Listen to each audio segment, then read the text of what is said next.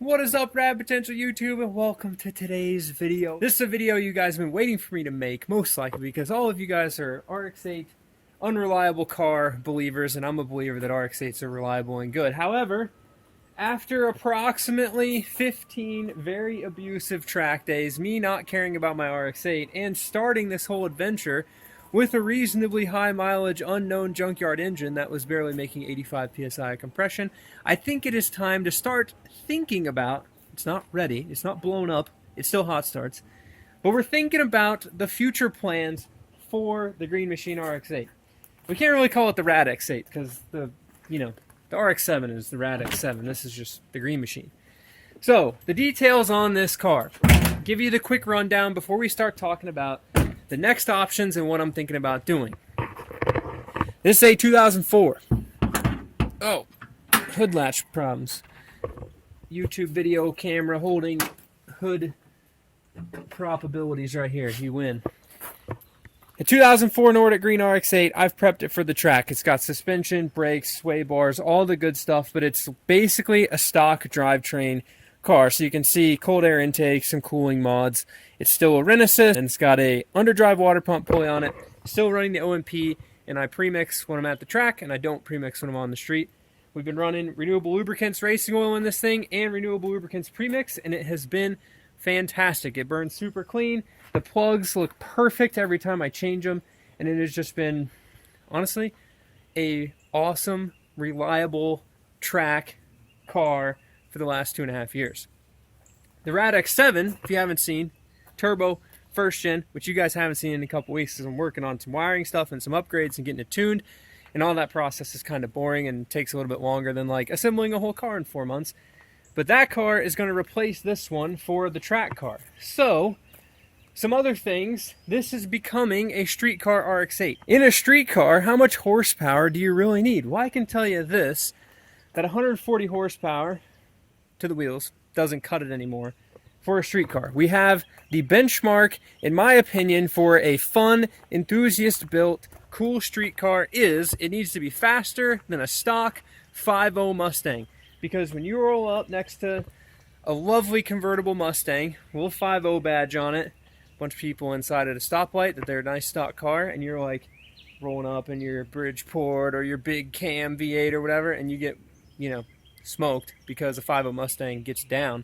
We got to be faster than that. So, how are we going to achieve more horsepower in the RX8, and what are we going to swap into this thing? Now, I've went down the rabbit hole of quite a few different engine swap options for this car.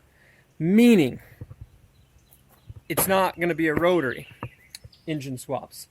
Now, there's a company called Keisler Automation, I forget exactly how to say it. They sell a LFX swap kit for the RX8. What is an LFX, you might ask? The LFX is the V6 that comes in the 5th and 6th generation Camaros. They make about 300 horsepower. Automation sells a awesome swap kit, the Totality swap kit. To switch, you can buy their rear differential kit. I forget what transmission, it's like an AR5 or something, I don't remember the exact number, but 5-speed transmission or a T56, you buy the LFX, it bolts in, you can use the AC, you can keep it a street car, okay, because the goal of this is street car now, not track car. Well, pricing out an LFX swap kit and an LFX and everything you need to do is going to be about $10,000. Now, if you look at the car market and the amount of effort that I want to put into a vehicle, $10,000 can get you a pretty sweet car. You can find some like pretty clapped out Corvettes, you can find a decent 350Z, and at the point of doing an LFX swap, you basically have a 350Z that is an RX8. Now, I kind of prefer the driving characteristics of an RX8 over a 350Z, but that's kind of just seating position, and I don't know, I like the way this car handles dynamically a little bit better than a 350Z. But I don't think that the LFX swap is going to be the goal here. I'm just not feeling it. I'm not feeling the V6, okay? It fits, it looks nice. I'll put some pictures in of the V6, I'm just not feeling it. The next option that I've considered is a K-Series or the Ford EcoBoost 4-cylinder. Okay, that comes in the newer Mustangs. The K-Series is the Honda. Everybody knows about the K-Series Honda, K24, K20, or whichever it is. Now, The EcoBoost swap, I think it's been done, but it's not super popular. The K-Series, there's a kit, and effectively, to achieve both of those swaps in a around 300 to 350 horsepower setting, right? So an EcoBoost with a tune and the like Ford performance stuff and all that, it's still direct injection 4-cylinder turbo. The K-Series would be turbo, but you know, for that $10,000 investment into the swap number, you're not really going to have a 500 horsepower K-Series, you know, and a K-Series, the 4-cylinder stuff, especially those, they're kind of just a little bit vibraty race car-y when you get them all high strung to make that much horsepower. They're not exactly like perfect street car engine swaps. At least all the people that I've seen that have done K-Swap 240s, you know, that drive them on the street are like, this thing's a little bit noisy. Or even a K-Swap Miata, like it's a little vibrated, it's a little bit noisy, right? The EcoBoost engines, I've got a friend that's running one of those in an FD, and he's still finishing all of that stuff up. And I kind of talked to him about it. Those things seem to be aplenty. And honestly, if this horsefly would leave me alone, get out of here. It's summer in Tennessee now.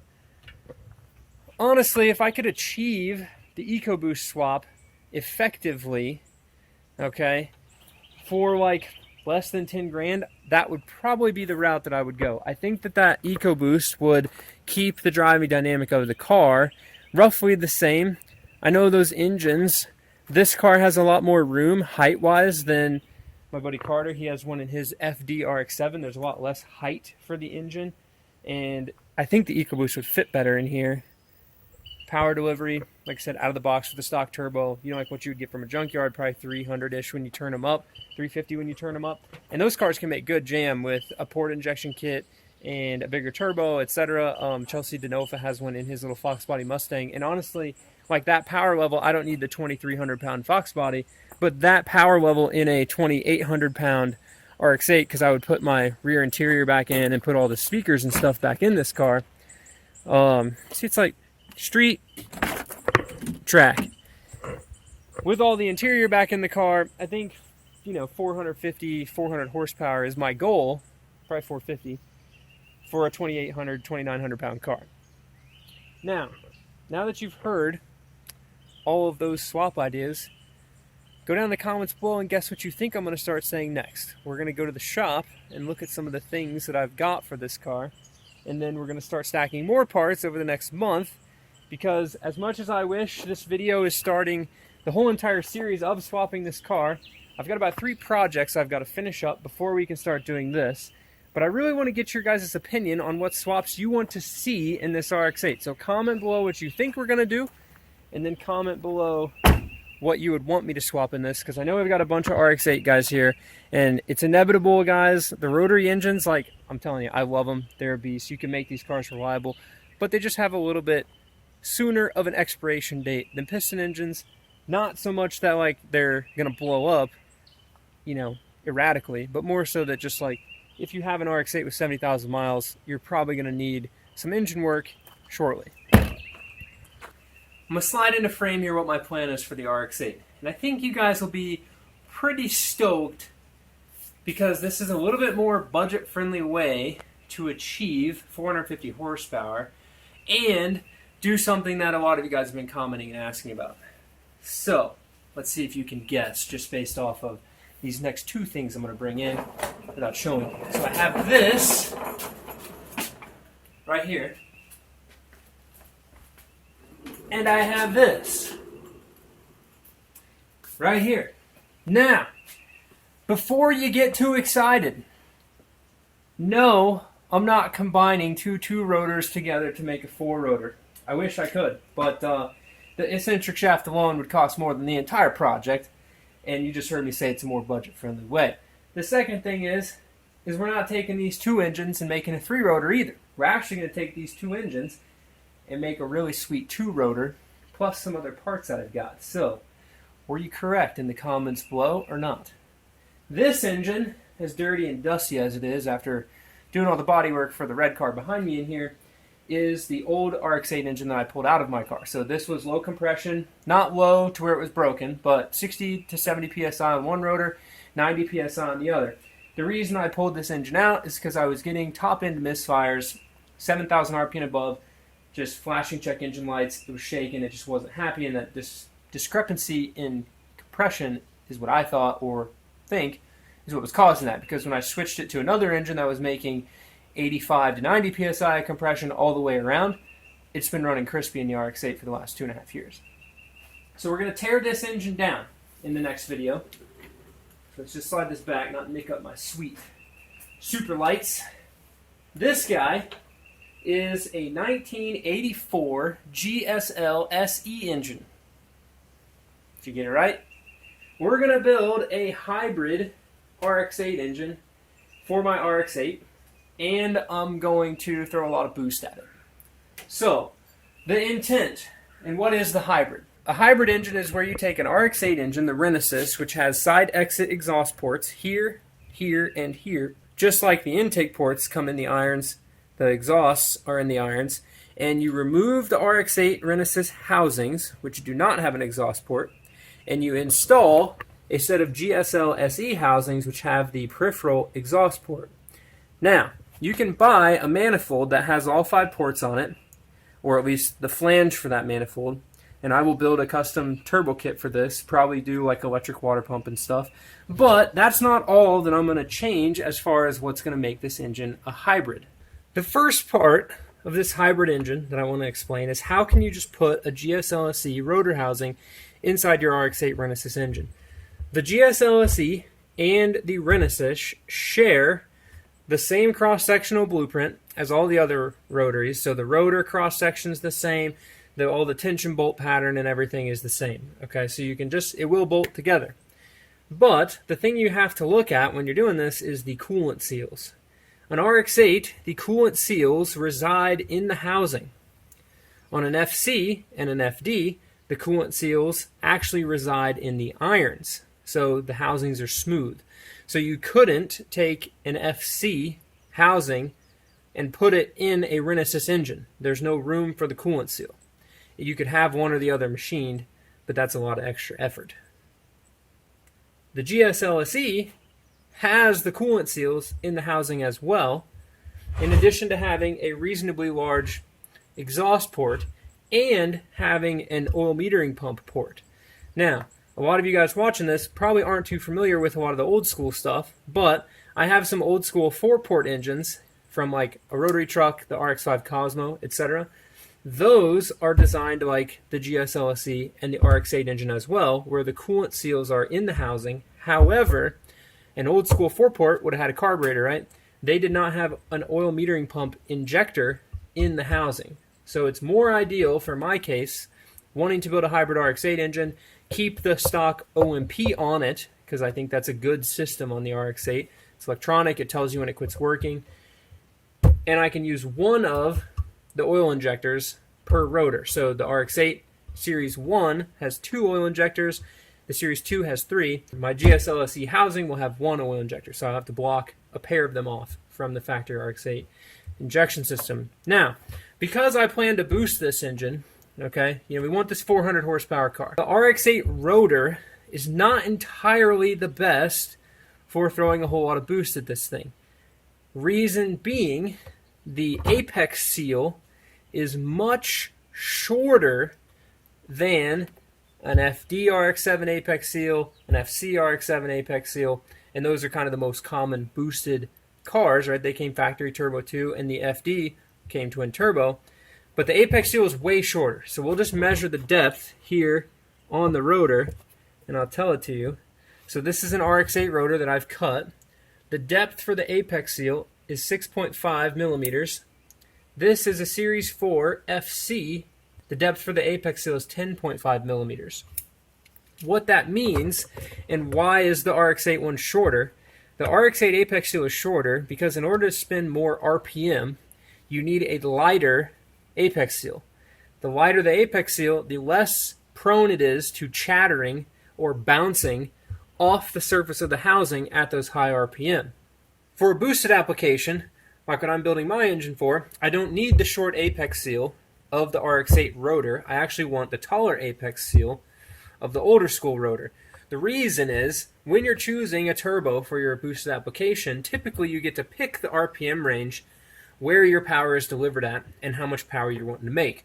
So 450 horsepower, I won't have a supermassive turbo on this thing that's going to take forever to spool to where I'm going to need the RPM that the lighter apex seals can get me, right? So most likely, turbo, probably have my rev limiter set at around 8 grand. It's a street car.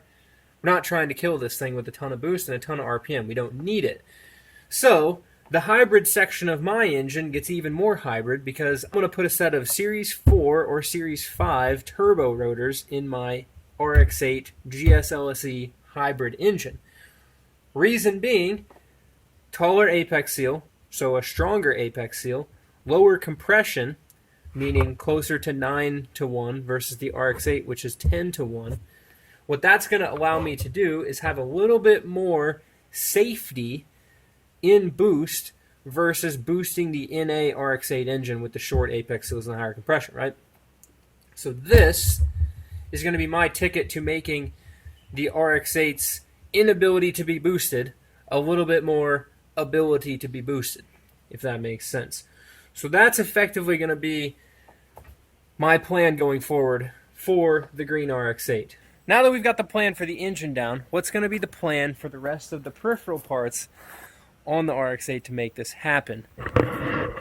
Looking in here, you're going to see this lovely plastic intake manifold, drive-by-wire. We got all these valves and stuff in the intake of the RX8, the auxiliary ports, the SSV, the little butterfly valve, everything we got going on in here. In addition to wanting to keep this thing a street car, I think, and I really want your comments below on this, if you have experience running one of these, I think that the Adaptronic plug-and-play ECU is going to be the best option for keeping this thing simple. What that does is, we utilize the factory harness that's on this engine currently, still 6 injectors, we can still turn the auxiliary ports and stuff on, all the engine vitals will be available to the stock dash and stuff, all of that will work, the check engine light will still work, and we get to keep most of this somewhat simple engine bay. Now, this intake manifold is kind of going to be a worry for me. From what I've read and talking with Ernie at Phalanx Performance, these intake manifolds tend to explode plus or minus 12 psi of boost. So if you're running 12 psi of boost, this plastic might just explode and separate. I'd kind of like to just see that happen at some point. So we may just run it for now. There are options. I think ProJ makes a really slick billet one that probably costs more than the whole car. Or we can like carbon fiber resin the stock one and strengthen it up. But there's options for that. I've got spare intake manifolds. We'll see how that works. As far as the rest of this stuff, if you look down in here, this turbo kit, there is no good place to put a 9174 EFR turbo in this deal. So I'm thinking this brace might have to go away. The turbo might have to live somewhere right in here. If you've seen those Gretty turbo kits, you know, charge pipe in this side, intercooler will have to be one of those U-shaped deals with both the inlet and the outlet on the same side. We come back into the stock throttle body, and we'll be boosting through the factory Renesas intake manifold and everything. And it'll be a fun experiment to see how much the 5th and 6th ports help, how much the SSV helps in boost. I don't think it'll make that much of a difference, but it'll be neat to be able to like Adaptronic plug and play, turn that stuff on and off, right? But I'm fired up to kind of plan this out for this 400 and some change horsepower build. I think it will be prime. I think this car, as much as I've beaten the snot out of it literally in the past 2 years, deserves it. And it's going to really fill a great role for me as this high horsepower front street car in that trim with that engine. The other thing is doing the rotary swap into the already rotary car saves a ton of money on the swap end, okay? What that allows me to do is instead of buying a $2,000 engine and then buying a $2,000 to $3,000 engine management system and then buying a $2,000 to $3,000 swap kit and then buying a $2,000 to $3,000 transmission, then building an exhaust for this car, what I can do is take some engine parts I've got. Ideally, both of those engines are good. We'll tear them down in the next video. I get to use a lot of the stuff I already have, and I get to spend, say, 7 grand of that 10 grand on rebuilding a sweet rotary engine with good apex seals, good coolant seals, making it fresh, so now my car hot starts wonderfully. We'll upgrade the coils. We can put a big nasty turbo on this thing, and we can make the horsepower that it would have cost me 15 grand to get out of doing a swap, turbo, all the accessory appurtenances, right? We can get that with a cool turbo rotary, and it's going to make sweet noises. We'll figure out a really sweet way to like suspend and make this whole engine bay beautiful again and make it cool. And we can maybe have Calvin paint the car and make it look nice again. And I think that that's the better route for this. So what are your thoughts? I know this video was 100% me talking about stuff and you guys hopefully learning some stuff about what you can change and swap between these engines. But I want to know, to the guys that do have boosted RX8s, to the guys that have REW swapped RX8s, what were the challenges you faced? I really want to keep this car as stock as possible with the dash and stuff. However, I wouldn't mind having a full, much like my Fuel Tech, having a full digital dash that just manages everything versus, you know, I have a couple extra gauges in the stock RX8 dash, which I know you can do the like updated dash parameters where you can make your oil temperature and your coolant temperature gauges actually work. You can program the sweeps. So aside from going that route, what have you ran into issues with getting this car to not be an RX8 powered car and getting all the electronics to work? And then what are also the issues of like, what did your rear end brake at horsepower wise? And I'm not talking about drifting. I can brake a stock 12A transmission with a stock 12A. That makes 85 horsepower. So did the rear end shear the pinion off at 400 horsepower just rolling into gear? Did the transmission blow up at 500 horsepower? I don't know. Let me know. What did you do as far as like the 8.8 swap, T56, etc.? Let me know in the comments below, because this is going to be something that we're going to pick up. I'm going to stack a bunch of parts based on your comments, right? I'm going to read your comments over the next 3-4 weeks of this video while we're working on RX7s and stuff. And then I'm going to use that data to stockpile the parts I need so that in 2 to 3 months we can build this car, because that's the plan. 450 horsepower, turbo RX8, street, dragon, roll up, 5.0 Mustangs, Green Machine RX8. Might even fix the dent. So let me know your thoughts in the comments below. I'm excited to get this video out to you guys because the last week kind of just taking everything a little slow, fixing the RX7 right, getting everything dialed in so we can get it tuned. And I've been thinking about what's the next step for this, because once I'm going to the track in the RX7, like, we need to repurpose this, and we can't exactly just sell it. It's not really worth anything, so might as well make something cool out of it. And I know you guys love the RX8s, so let's get to swapping this thing and make it nice, and we'll see how everything shakes out. Comment below your thoughts and questions and concerns, and if you just want to see me blow up a Renesis engine, well, we got some more abuse to give that one. So with that, thank you guys so much for watching. If you guys want to see a lot of at least like the back end stuff that's happening in the shop, if you have questions for me about building these rotary engines, go back and look on the channel. There's a ton of other videos, but the main thing that I want to promote is go check out the Rad Potential Patreon. Videos go up there that show a lot more detailed stuff in the shop, but in addition, those videos answer your questions. So if you're a member of the Rad Solutions on there, you have access to be able to send me messages. I can answer your questions in the messages, but most importantly, I can gather parts, make good examples, and answer the questions that you guys have on your personal builds, and try to help you guys, you know, troubleshoot things, also like build engines, what setups work.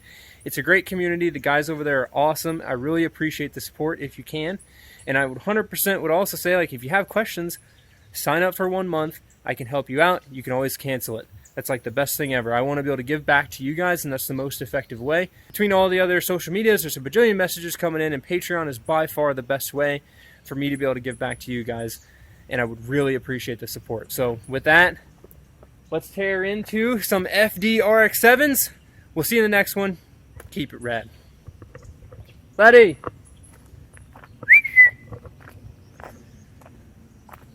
Holy cow, guys. You're getting to see the Rad Ranch in the daylight. First time in a while. Seeing the whole ranch out here. Everything that we've done on this channel has happened in that small 24 by 24 little block shop over there. And it's been great. Really appreciate just...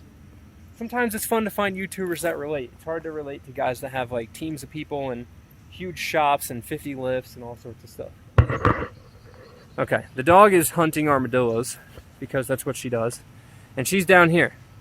So, hey Letty, jump if 500 horsepower RX8 with all sorts of cool broken transmissions and axles is like the best move to build the RX8. Letty jumps. We're gonna break stuff. It's gonna be fun. Horsepower and finding limits. Peace.